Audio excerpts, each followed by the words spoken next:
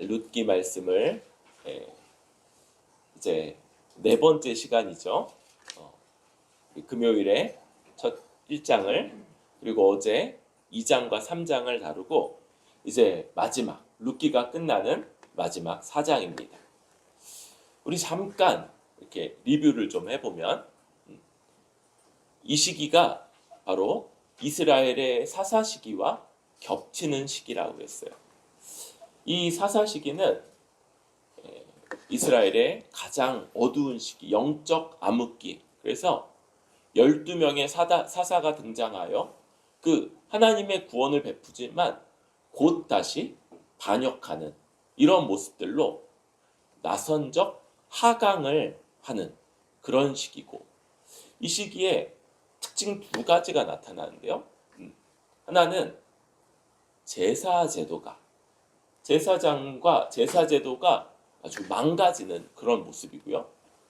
이 이스라엘 12지파의 연합이 깨어지다시피 해서 그 중에 한 지파, 베냐민 지파가 멸절당할 뻔한 위기, 그런 위기에 있게 된 시기이기도 했습니다.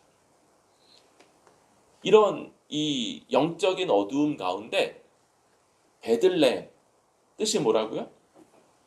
밥집, 떡집. 이 떡집이라고 불리는 이 베들레헴이 큰 흉년이 들어서 도무지 살 수가 없어서 모압으로 갔고, 그런데 그 모압에서 남편과 두 아들을 잃고 이 나오미 그리고 룻이 이 베들레헴으로 돌아오게 되죠. 그럴 때 이상하게도 그죠? 다른 며느리인 오르바가 뭐 나쁜 일을 행했거나 배신자 이런 게 아니죠. 그냥 정상적인 일반적인 모습이에요. 자기 어머니의 집으로, 자기 민족과 자기 신에게로 돌아가는 이런 모습들을 보였어요. 그런데 룻은 아무것도 얻을 것도 없고 나올 것도 없고 소망이 없어 보이는데도 그 시어머니 나오미와 함께 가며 그의 백성이 내 백성이 되고 그 하나님이 내 하나님이 되며 어머니가 돌아가시는 그곳에 나도 묻힐 거다. 이걸 서원하기까지 하는 이 모습. 우리 이것을 보면서 첫 번째 히브리어 단어를 하나 배웠는데 뭐였습니까? 헤세드. 언약적 사랑. 인자, 인애, 긍휼, 자비 뭐 이런 것들로 번역이 되지만 언약적 사랑이라고 할 수 있고 아주 오랫동안 참고 또 베풀어주는 그런 사랑이라고 할 수 있죠. 그렇게 2장으로 넘어왔을 때 보아스라는 인물이 등장을 하죠. 이 보아스는 왜 중요했습니까? 그가 기업 물을 자이기 때문에 그래요. 이 단어 뭐였습니까? 고엘, 그쵸? 고엘. 고엘이라고 하는 이 기업물을 물러주는 사람, 그런 책임과 또 권한을 가지고 있는 그런 사람이 보아스였고요. 더군다나 이 보아스는 룻의 헤세드를 듣고 그도 보아스의 헤세드로 그와 나오미와 또 이를 통해서 이미 죽은 엘리멜렉에게까지도 그가 은혜를 끼치는 이런 모습을 보게 되죠. 그리고 나오미는 3장에서 이런 모습을 보면서 한 가지, 그라면 율법을 따라 이 기업 물을 자의 책임을 다해주지 않겠느냐라는 기대를 가졌던 것 같아요. 그래서 당시 그냥 일반적인 여성으로는 가지 않을 그 타작마당에 자기 아내, 자기 며느리인 룻에게 준비하고 가도록 하고, 룻은 그 말씀에 순종해서 그에 들어가고 기업 물을 자로서 책임을 다해 주십시오라고 요청을 하고, 보아스가 그 말을 받아들이죠. 그런데 한 가지, 그보다 더 우선순위에 있는 친족이 있다는 것, 그것을 알려주면서 이제 어떻게 될 거냐라는 이런 데까지 우리가 3장에서 보았죠. 4장에 우리 3장 마지막에 이렇게 얘기했죠. 내 딸아, 이 사건이 어떻게 될지 알기까지 앉아 있으라. 밤이니까 이제 누워서 자야 될 텐데 앉아 있었어야 되나 봐요. 아무튼 그죠. 가만히 지켜보자 이런 거죠. 이제 보아스가 4장에 성문으로 올라가서 거기에 앉았어. 그런데 또 무슨 단어가 나와요? 마침, 우연히, 마침. 그 보아스가 얘기했던 보아스보다 더 우선순위에 있는 기업 물을 자 친족이 지나가는 거. 그래서 보아스가 그를 불러서 일로 와서 좀 앉으라. 내가 할 말이 있다. 그렇게 앉았어요. 뿐만 아니라 10명의 장로를 청하여서 당신들도 여기 앉으십시오. 이렇게 이야기하는 거죠. 이들의 역할이 뭐겠어요? 네, 증인의 역할을 하는 거죠. 더군다나 이 성문은 그냥 이렇게 오가는 문이 아니라 거기에서 모든 공적인, 그래서 법적이고 상업적이고 또 사회적인 그런 모든 공적 업무가 이루어지는 중심지 역할이었다고 할 수 있어요. 거기에 지금 장로 10명, 또 뒤에 보니까 장로님들이 10명이나 앉아있고 지금 이렇게 연배가 있으신 두 분이 또 거기 앉아서 뭔가를 하는 거예요. 약간 불난집 불구경처럼 주변의 사람들도 또 쭉 둘러서 무슨 일이야? 저 10분이나 된 장로님들이 다 모여 앉았네. 무슨 일이지? 막 그러면서 지금 관심을 갖고 있는 걸 보게 돼. 거기서 보아스가 이야기를 하는 겁니다. 그래서 3절 기업 물을 자에게 이르되 모압 지방에서 돌아온 나오미가 우리 형제 엘리멜렉의 소유지를 팔려함으로 내가 여기 앉은 이들과 내 백성의 장로들 앞에서 그것을 사라고 내게 말하여 알게 하려 하였노라. 내가 물으려면 물으려니와 만일 내가 물으지 아니하려거든 내게 구하여 알게 하라. 내 다음은 나요. 그 외에는 물을 자가 없느니라. 이렇게 해서 나오미가 그 엘리멜렉의 기업을 팔려고 하니까 네가 물러라. 네가 고엘의 역할을 하겠느냐. 너 그 다음은 나고 그 외에는 없으니까 네가 하면 하는 거고 아니면 내가 하겠다.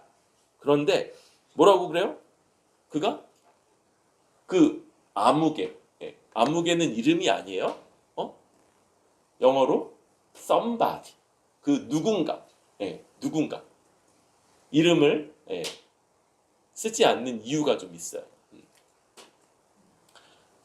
그가 내가 물으겠습니다. 이렇게 답하는 거예요.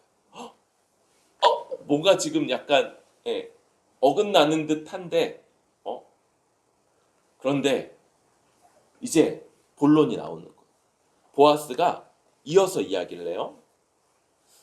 내가 나오미의 손에서 그 밭을 사는 날에 곧 죽은 자의 아내 모압 여인 룻을 사서 그 죽은 자의 기업을 그의 이름으로 세워야 할지니라 하니. 여러분, 한 가문이 이 땅에서 영원한 그 하나님 나라의 유업을 이어가기 위해서 땅만 있으면 되는 일이 아니죠.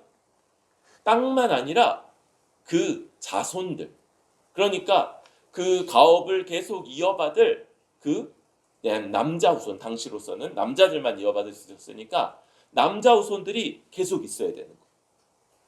그것도 네가 해줘야 한다. 그러니까 이제 6절 말이 달라지겠죠. 6절 한번 읽어볼까요? 시작. 그 기업 물을 자가 이르되 나는 내 기업에 손해가 있을까 하여 나를 위하여 물으지 못하노니 내가 물을 것을 내가 물으라. 나는 물으지 못하겠노라 하는지라. 여러분, 지금요 이 기업 물을 자에 보세요. 그 전에 물러주겠다 그랬죠. 그런데 지금 엄밀히 따지면 물러주는 것이 아니었던 거예요. 왜요? 지금 네가 이제 그 기업을 물러줄 뿐만 아니라 그 나오미의 며느리 그 모압 여인 룻을 아내로 맞아서 그 아들로 엘리멜렉의 기업을 잇게 해줘야 된다 얘기하니까 잠깐 그건 이야기가 좀 다르지. 그건 내 기업에 손해가 생기잖아. 나 안 물으겠어 이렇게 얘기하는 거예요. 그러니까 뭐예요? 땅만 사주는 것. 이 땅은 여러분 물러줘봤자 뭐가 없어요? 이어받을 사람이 없죠. 그러니까 이 땅은 결국 누구게 되는 거예요? 결국은 자기께 된다는 거예요. 자기께. 그러니까 이 땅을 물러주는 것 그거 뭐 하지 뭐. 뭐 어차피 또 돈 좀 내고 땅이 더해지는 건데 어쩌면 영원한 그죠? 원래 소유권을 팔지 못한다고 그랬죠? 소자권만을 파는 거니까 비교적 크지 않은 돈을 내고 그 땅을 할 수 있는데 그렇게 사버리면 영원히 자기 땅이 되는 거잖아요. 영원히. 자기 가문에 속하신 땅이 되는 거니까 이건 일종의 투자 개념일 수 있었던 거예요. 그런데 이 룻과 결혼하여서 자식을 낳아서 그 가문의 뒤를 이어주겠노라 하니까 내가 돈 내고 내가 애를 낳고 또 그 애를 양육하고 또 그 처를 또 봉양하고 시어머니를 봉양하고 그러면서 그런 내 재산상의 손해를 끼치면서까지 엘리멜렉의 가문을 이어준다고 내가 굳이 뭐하러? 이게 이 아무개시의 견해인 거예요. 여러분 이 뒤에 보면 영적으로 암흑기다, 영적으로 어둡다 하는 게 지금 이런 모습이라고 볼 수 있을 것 같아요. 여러분 이게 뭐였어요? 하나님이 율법으로 정한 법이었어요. 그런데 지금 이 사람은 자기 재산상의 손해를 염려하면서 나 그 책임 지지 않겠다. 이렇게 아주 당당하게 이야기하고 있는 거예요. 그럴 때 이제 우리를 위해서 7절, 8절, 7절에 이 문화를 하나 이야기해 주는데요. 7절 한번 읽어볼까요? 시작. 옛적 이스라엘 중에는 모든 것을 부르거나 교환하는 일을 확정하기 위하여 사람이 그의 신을 벗어 그의 이웃에게 주더니 이것이 이스라엘 중에 증명하는 전례가 된지라. 신을 벗어서 주는 게 뭘 교환하거나 또 무르는 것을 확정하는 그런 증거, 증명하는 것이 그렇게 해서 증명하는 전례, 그런 이렇게 문화, 전통이 있었다 이런 이야기를 하죠. 근데 이것과 관련되는 내용이 신명기 25장에 나오는데 한번 들어보세요. 형제가 동거하는데 이거 형사 취소 제도라고 했죠. 형제가 동거하는데 그중 하나가 죽고 아들이 없거든 그 죽은 자의 아내는 나가서 타인에게 시집가지 말 것이요 그 남편의 형제가 그에게로 들어가서 그를 취하여 아내를 삼아 그의 남편의 형제된 의무를 그에게 다 행할 것이요 그 여인의 낳은 처자들로 그 죽은 형제의 후사를 잇게 하여 그 이름을 이스라엘 중에서 끊어지지 않게 할 것이니라.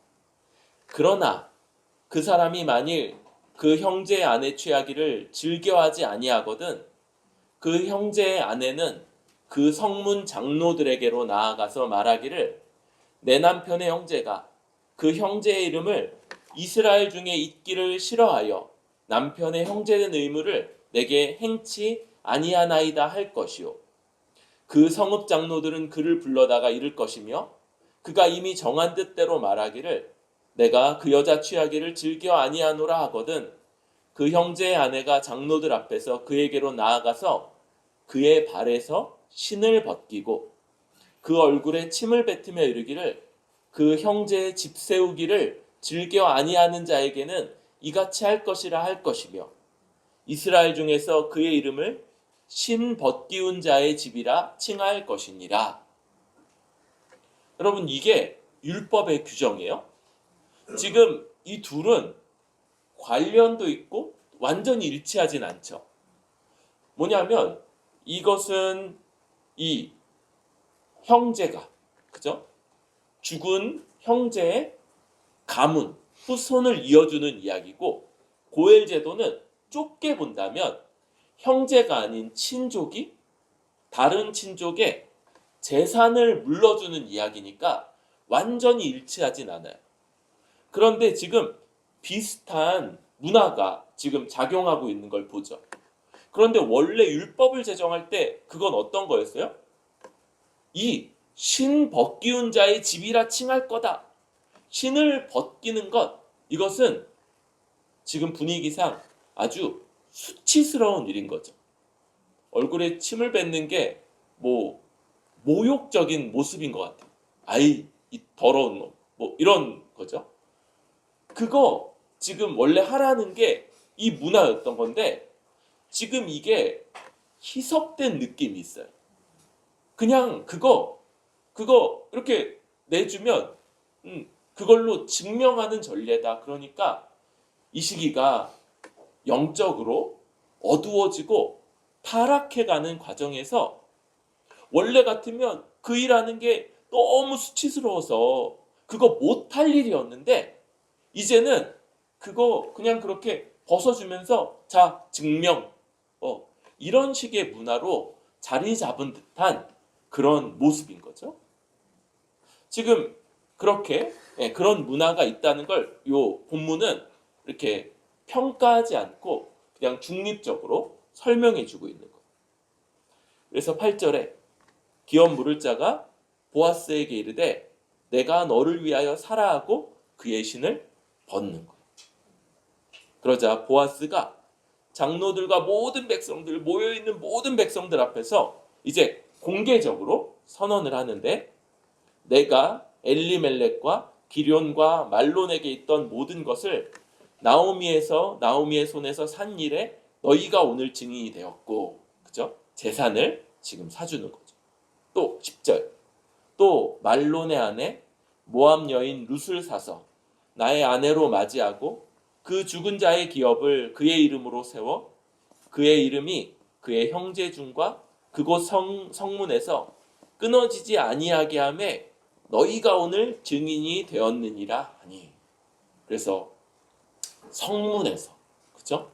이 모든 열 장로와 또 모여 있는 백성들이 증인이 되는 그 가운데서 이 두 가지 그죠? 이 모든 그 가문의 재산을 내가 사서 무르겠다. 또 이제 룻을 나의 아내로 맞아서 내가 이제 엘리멜렉의 가문을 이어가도록 그렇게 해주겠다. 이런 것들을 탁 선언하는 그런 모습인 거예요. 그러니까 이제 11절 모든 백성과 장로들이 이르되 우리가 증인이 되나니. 그래서 우리가 이 모든 일의 증인입니다. 그래서 여기서 공적인 그쵸? 이 공적인 선언이 탁 이루어진 거예요. 그리고 이 사람들이 이 일과 보아스와 룻을 지금 축복하는 말씀이 이어지는 거예요. 그래서 이제 그 여호와께서 내 집에 들어가는 여인으로 이스라엘의 집을 세운 라헬과 레아 두 사람과 같게 하시고 내가 에브라에서 유력하고 베들레헴에서 유명하게 하시기를 원하며 여호와께서 이 젊은 여자로 말미암아 내게 상속자를 주사 내 집이 다말이 유다에게 낳아준 베레스의 집과 같게 하시기를 원하노라 하니. 그래서 이 축복이 세 가지 내용으로 담겨져 있죠. 먼저 라헬과 레아 이들은 누구입니까? 야곱의 두 아내죠. 그리고 야곱이 이 두 명과 또 그 두 명에게 딸려 있던 두 명의 여종에게서 12아들을 낳아서 그 전까지 아브라함도 이삭 한 명, 그죠? 또 이삭도 에서가 있지만 에서는 약속의 자녀가 아니었죠. 야곱 한 명. 그랬다가 비로소 이 야곱 때에 12명이나 되는 아들을 낳아서 이스라엘 12지파의 깃틀이 놓아지게 되는 거죠. 그렇게 많은 아들과 아주 강대한 민족이 될 것을 축복하는 거고, 또 에브라에서 유력하고 베들레헴에서 유력하게 하시기를 원하며 할 때, 에브랏은 베들레헴의 이전 이름이에요. 지금 보면 이 사사 시대가 이 이스라엘 백성이 가나안 땅을 다시 정복한 얼마 지나지 않은 때죠. 그러니까 이전에 이 가나안 민족이 불렀던 이름이 있고, 그 다음에 이스라엘 민족이 부르는 이름이 베들레헴인 거예요. 그렇게 명칭이 여러 곳인 것이 많이 있죠. 뭐 그런 이제 나중에 가면 베들레헴으로 이스라엘 백성들이 계속 사니까 이름이 남지만, 이때까지는 이 두 개의 이름이 같이 불렀던 것 같아요. 그러니까 같은 말인 거죠. 베들레헴에서 유명하고 유력하게 되기를 원한다. 그리고 마지막으로 다말이 유다에게 낳아준 이 베레스의 집. 이 이야기는 어떤 이야기입니까? 다말은 유다의 며느리였어요. 며느리. 그런데 이 다말 큰 며느리에게 첫째 아들, 둘째 아들이 다 이 형사 취수되도록 둘째 아들이 이어졌다가 그 아들도 죽었던 거. 그러니까 유다가 다말에게 셋째 아들 주기를 망설일 때, 다말이 결국은 이제 자기가 다말인 걸 알리지 않고 유다와 이렇게 동침을 했는데, 그때 낳은 아들이 베레스고, 이 베레스가 이 가문, 이 유다 가문에 이어지는 그런 후손이 되는 거예요. 그래서 지금 이것을 언급하면서 그 유다 가문에 베레스를 낳아준 그런 집처럼 그 엘리멜렉의 가문이 이어지기를 바란다. 여러분, 그대로 되나요, 안 되나요? 뒤에 되죠. 그래서 이 후손들이 쭉 이어지다가 다윗 왕가에게까지 이어지는 이런 일들이 나타나는 거예요.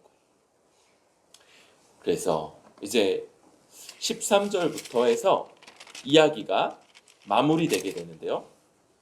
결국 보아스가 룻을 아내로 맞이했어요. 그리고 하나님이 임신하게 하셔서 아들을 낳고, 그 아들이 이 시어머니인 나오미의 품 안에서 아주 모든 사람들에게 널리 알려지고 축복이 된 거죠. 그러면서 오벳이다라는 그런 이름으로 불리며 많은 사람들이 나오미를 이렇게 축하하고 축복하죠. 생명의 회복자, 노년의 봉양자. 그러면서 사랑하는 7 아들보다 더 귀한 내 며느리. 그쵸? 얼마나 이 귀하며 그 헤세드가 얼마나 놀라웠습니까? 그런 룻이 내게 낳아준 그런 아들이구나. 너무 귀하구나. 막 그러면서 축복하고, 또 나오미가 그 아이를 품에 안고 양육자가 되며 그를 이제 오벳이라고 부르는데, 오벳이 누구의 아버지예요? 다윗의 아버지, 이새의 아버지. 곧 다윗 왕의 할아버지인 오벳이더라. 이렇게 하면서 일단 이야기는 맞춰주고, 마지막에 이 10사람이 등장하는 계보가 나타나는데요. 8절에 베레스의 계보다 이렇게 얘기하죠. 아까 유다의 아들 베레스의 계보. 베레스는 헤스론을 낳고, 헤스론은 람을 낳고, 람은 암미나답을 낳았고, 암미나답은 나손을 낳았고, 나손은 살몬을 낳았고 살몬이 보아스를 낳았대요. 보아스는 오벳을 낳았고 오벳은 이새를 낳고 이새는 다윗을 낳았더라. 그러면서 이 유다 가문의 베레스로부터 열대로 바로 다윗까지 이어졌다 하면서 이 이야기가 맞춰지게 됩니다.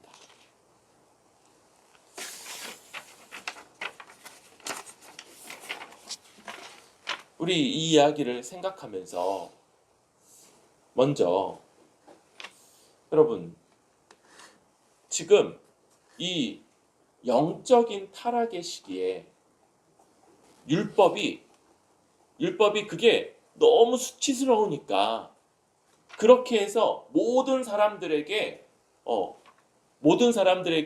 본보기가 되고 그래서 다른 사람들이 다 그 책임을 감당하도록 하려고 했던 그 율법이 이제는 희석되어서 그냥 신발 벗어주면 되는 일로 여겨지는 이런 모습을 보는 거예요.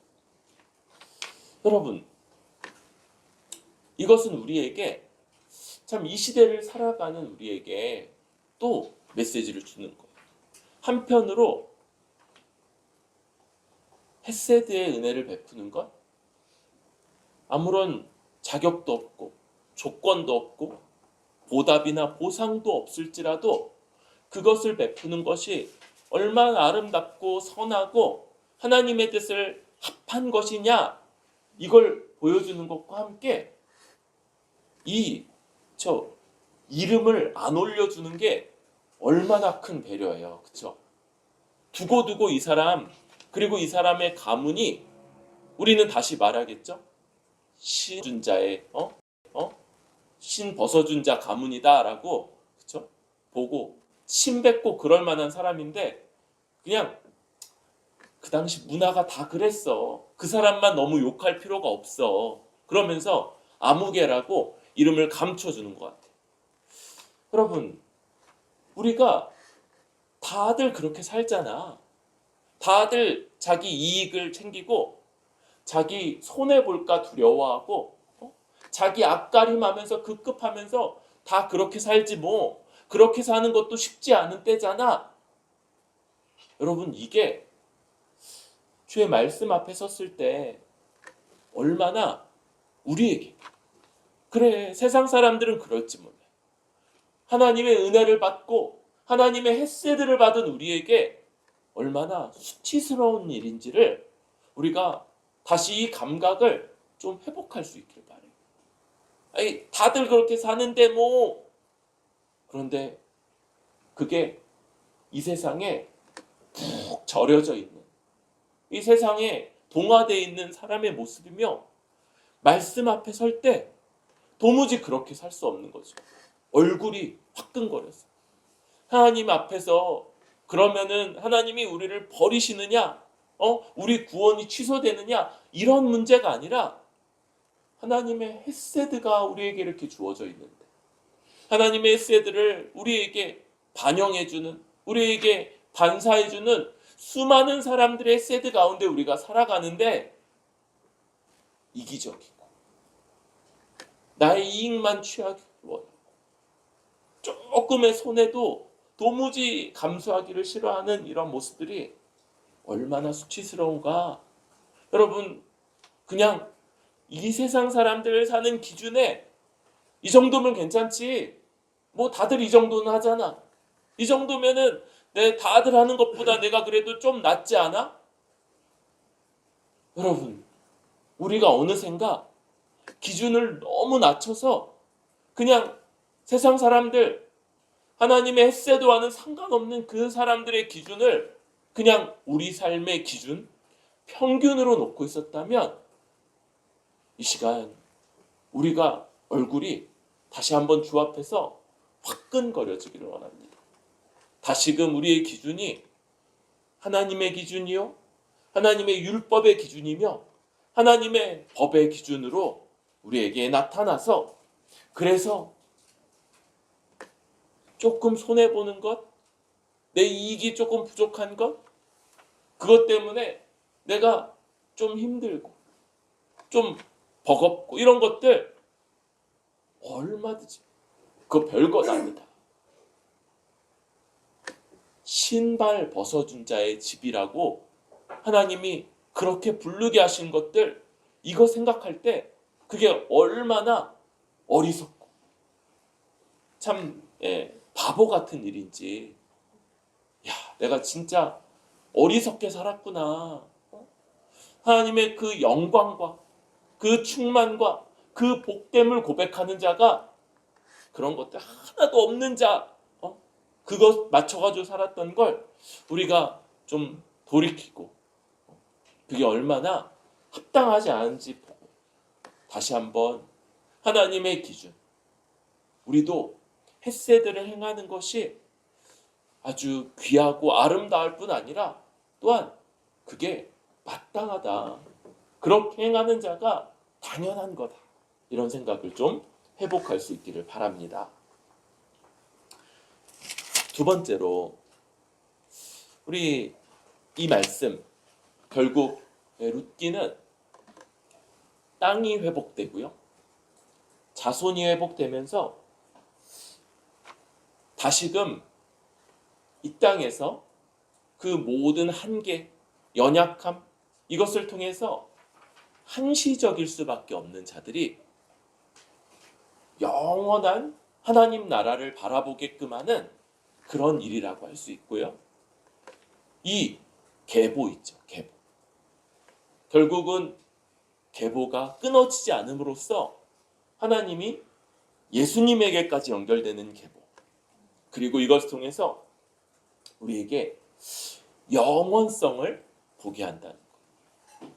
여러분, 예수님이 우리의 고엘 되어 주시고 예수님이 우리의 가장 가까운 친족이 되어 주시며 그래서 우리에게 모든 것, 우리의 모든 것을 물러주신다 할 때 이것은 우리에게 이 모든 것을 완전히 누릴 오는 세상 완성될 하나님 나라를 보게끔 하는 것이. 여러분, 이 땅의 삶은 아주 필연적으로, 아주 자동적으로 이 땅의 것들에 자꾸 시선을 맞추게끔 해요. 세상을 살아가면서 여러분, 그래서 우리가 주일마다 같이 기도하는 게 우리 세상 살아가면서 세상 사람들처럼 눈높이가 다시 낮아져서 세상의 염려, 탐심, 정욕, 탐욕 이런 것들이 여전히 우리에게 영향을 미치고 우리도 그 가운데 있게 됐다 이걸 고백하고 하나님 여기서부터 다시 벗어나서 우리가 하나님의 눈높이로 높아지게 해주십시오 이거 구하는 것이 우리 기도에 늘 들어있지 않습니까? 여러분, 이 땅이 전부가 아니고 우리는 결국 여러분 나오미가 그저 오벳 때문에 기뻐하죠. 그런데 얼마 안 가서 나오미도 죽고 보아스도 죽고 오벳도 살다가 죽고 이새도 죽고 다윗도 왕이지만 죽고 그렇죠? 그런데 오직 우리는 그 후보 다윗의 후손으로 오신 우리의 고엘이신 우리 주 예수 그리스도로 인해서 이제는 죽지 않는 영원하고 하나님이 주신 모든 복락을 완전히 누릴 그 나라, 그 세상을 소망하는 것, 이것이 우리의 삶이라고 할 수 있습니다. 여러분, 우리는 모일 때마다 바로 이 영원한 세상, 지금 우리는 여러분 연습 경기 같은 거라고 그랬죠? 우리의 본 게임은 주님 재림하셔서 완성하시는 그 하나님 나라에서 펼쳐지게 될 거예요. 여기서 우리가 겪는 희로애락 이런 것들 중요하죠. 그런데 본 게임을 준비한다는 면에서 중요한 거예요. 우리가 이런 모습들로 룻기를 생각하면서 또 우리 함께 이 땅이 전부가 아니라 우리에게 임할 하나님 나라 이 영원성을 추구하는 사람들로서 모일 때마다 이야기하고 서로 일깨우고 서로 여기가 전부가 아니다. 우리 주님 완성하시는 그 나라에서 이 복된 삶을 추구하며 살아가자. 우리 서로 권하고 서로 일깨우고 서로 이야기하는 그런 우리들이 될 수 있기를 바랍니다. 마지막, 마지막의 마지막이죠. 마지막 한 가지만 더 나누자면, 여러분, 지금 이 시기 암흑 시대라고 했어요. 아주 어두워진 시기. 그런데 하나님이 그 시기에 왕이 없어서 모두 각자가 자기 소견에 옳은 대로 행하는 것이 그 문제라고 하나님이 분석하셨고, 그리고 그것을 해결하시기 위해서 이제 이런 일들을 통해서 오벳이 이새를, 그리고 이새가 결국 7 아들 중에 막내로 다윗을 낳게 되는 그런 일들로 역사를 이어가시는 거예요.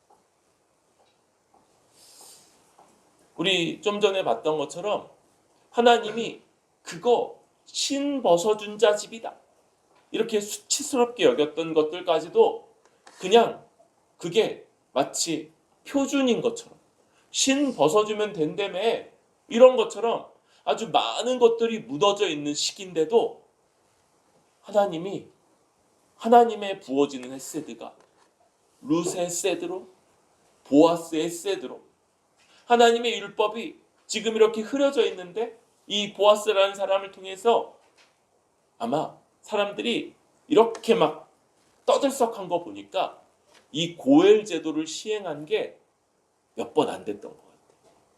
그쵸? 보니까 다른 자기 손해를 받으면서까지 다른 사람의 가문을 세워주고 위해 준 것들이 그렇게 많지 않았던 것 같아요. 그렇게 많은 것들이 무너져 있는 시기인데 하나님이 여전히 일하고 계시다는 것.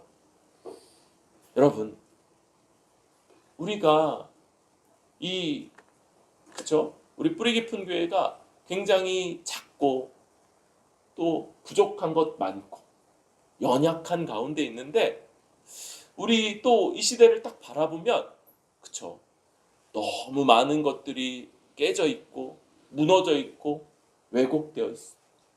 그런 거 보면서 우리가 뭘 할 수 있을까, 이런 생각이 들기도 합니다. 그런데 여러분 조금 더 생각을 확장시켜 보면, 우리가 이렇게 정해온 제도를 하면서 그래도 우리 참된 우리 종교개혁자들이 얘기했던 성례가 합당하게 시행되는 것들을 좀 우리 어렵지만 권징이라도 또 어떻게든 해서라도 교회를 좀 바르게 해가려고 하는 것, 요 몇 사람이 그렇게 하는 게 무슨 의미가 있어? 누구는 그렇게 말할지 모르겠지만 우리가 이렇게 행하는 것들이 하나님이 우리에게 헤세드, 그 언약적 사랑을 부어주신 결과물이고, 그 결과 때문에 이만큼이라도 하고 있는 것들을 볼 때 하나님이 역사하시고 있다는 걸 우리가 고백하게 되는 거예요. 하나님이 역사하시기 때문에 여러분, 가장 어두운 때, 가장 절망적일 때, 그때도 하나님이 일하시니까 길이 열리고 거기서 다윗이, 그리고 다윗보다 더 중요한 우리의 고엘, 우리 주 예수 그리스도가 오시는 것처럼 우리 이 시기에도 하나님이 참 우리 같은 자들, 어쩌면 나오미 같기도 하고 어쩌면 룻 같기도 하고, 정말 별것 아닌 사람들. 그런데 우리 하나님이 역사하고 계시기 때문에 우리가 이 땅에 싸우는 분투가 헛되지 않고 분명히 아름답게 열매 맺을 거다. 믿습니까? 아멘. 우리 이 거룩한 낙관론을 가지고 우리 이 시대를 좀 살아가면 좋겠어. 여러분, 주일에 좀 쌩쌩하게 오세요. 그래서 막 다 지쳐가지고 이렇게 오지 마시고, 그래서 좀 그렇잖아요, 그렇죠? 낙관론을 펼치려면 이러면서 너무 행복해요, 이러면은 좀 설득력이 없죠. 그러니까 좀 우리 좋은 모습으로 와서 우리 서로 격려하고 또 힘을 얻고 그리고 나가서 쉽지 않은 우리의 일상 또 쉽지 않은 이 하나님 나라가 완성되기까지의 그 싸움과 우리가 치러야 될 고난 이런 것들을 잘 감당하는 저와 여러분들 될 수 있기를 소망합니다.